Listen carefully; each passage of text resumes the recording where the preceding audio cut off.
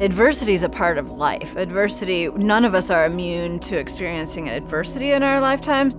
It's only detrimental to healthy development when kids don't have, a system of caring adults to help them through it. Kids having to deal with things and navigate things without help that their brains and bodies aren't equipped yet to face. Friday, May 20. Hello. The address in your emergency. Mama, what's this address? Mama, what is the address? Okay, hold on now. Listen to me. Give me a description. What does he look like?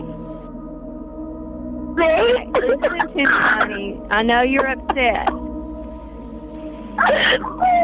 Are you safe? Are you in the car?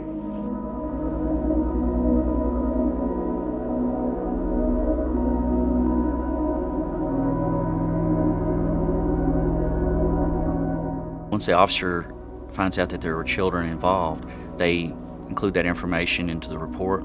The reports are reviewed. Then that information goes to the responsible person here, who's the point of contact. They would actually get in touch with that school.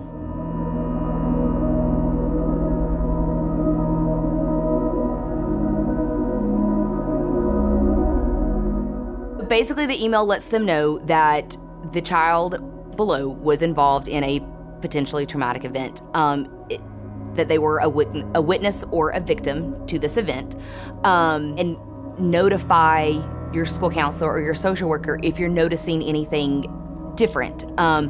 It does very specifically explain, please do not ask the child what happened to them, or do not say, so I got this report and I know the police came to your house last night. It's really just the observation for them to know, hey, something happened.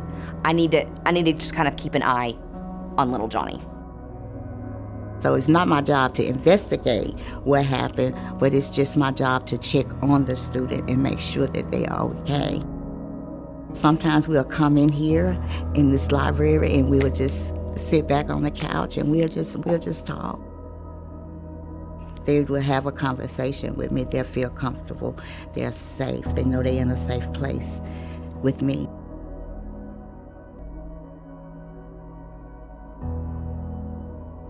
On average, there's at least 10 to 15 a day.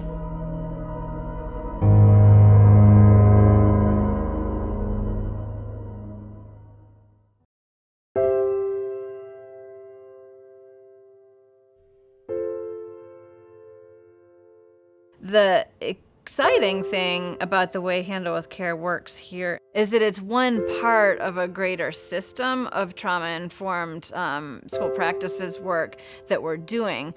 It serves to get kids the support they need because it's within a network of lots of training and awareness for educators, even for our students, parents, and community about the impacts of trauma on healthy development, on school success, and lifelong, physical and mental health outcomes for students. Conditions matter tremendously on a kid's success. And so instead of looking at a kid and thinking, hey, why are you struggling? What's wrong with you? We have the platform for a real change in thinking. Hey, maybe the conditions aren't right for this student. Maybe there are things going on outside of school, but what can we do in the school setting to make the conditions right to set them up for success?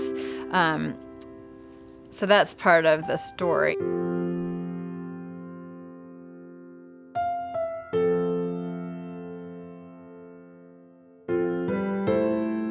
Just say, for instance, if a student I have checked in with, and I know definitely something has happened, I would go as far as doing a home visit, because it may not be, it may be something else still going on. And I feel like I need to at least make that connection. They need to see my face. They need to know that we care. I don't want them to know how I found out anything. Just make it a casual a care call or a care visit. If a child has grown up constantly in a domestic violence situation where there's a lot of yelling or fighting, how do they know that that's not normal? So they don't talk about it at school, unless maybe it does become a conversation and then little Johnny goes, well, wait a second. We're not supposed to fight? Like my parents fight every night. So it can be very difficult. I know I was raised that we couldn't talk outside the home. So you better not go to school and say this or that. And that's, it's kind of, once you know that you can't do that, then you don't do it. But you also have to take in consideration that that's not the only way to find out if something is going on, is to verbally speak it. They'll write about it. They draw a picture of it. And it don't even have to be the behavior change. It can come out in a story.